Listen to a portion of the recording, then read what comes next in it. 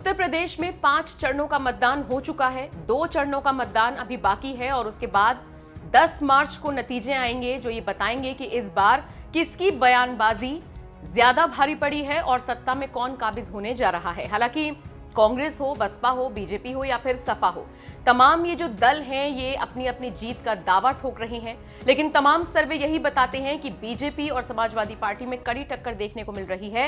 बसपा और सपा काफी पिछड़ते हुए नजर आ रही हैं। हालांकि ये सिर्फ सर्वे हैं, अब नतीजे क्या आएंगे ये देखना वाकई में दिलचस्प होगा। लेकिन इन सब के बीच एक दूसरे पर वार पलटवार का सिलसिला लगातार देखा जा रहा है और इसी कड़ी में बसपा सुप्रीमो और उत्तर प्रदेश की पूर्व मुख्यमंत्री रही मायावती ने सोमवार को योगी सरकार पर जमकर हमला बोला।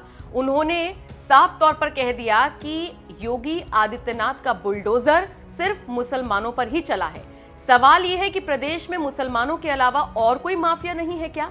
महंगाई के लिए भी मायावती ने भाजपा सरकार की नीतियों को गलत बताया और इन गलत नीतियों को ही महंगाई का जिम्मेदार भी बताया।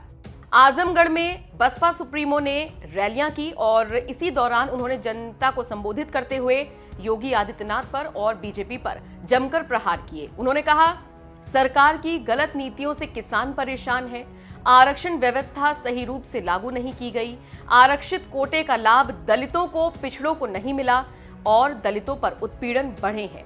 भाजपा सरकार में दलितों के संत महात्माओं और गुरुओं को सम्मान नहीं मिला, ब्राह्मण भी इस सरकार में शोषित हुए हैं, ये कहना है मायावती का। निश्चित तौर पर मायावती ने योगी सरकार पर बहुत गंभीर आरोप लगाए हैं। इतना ही नहीं, मायावती तो ये तक कहने से नहीं चूकी कि योगी आदित्यनाथ को इस बार उनके मठ में भेजकर ही रहूंगी। बता दें, मायावती ने इस दौरान सरकार में आने के बाद पुरानी पेंशन बहाल करने पर विचार करने का जनता से वादा भी किया। इसके अलावा उन्होंने कांग्रेस पर भी निशाना साधा। कहा कि कांग्रेसियों को दलितों की याद उस वक्त आती है जब वो सत्ता से बाहर होते हैं।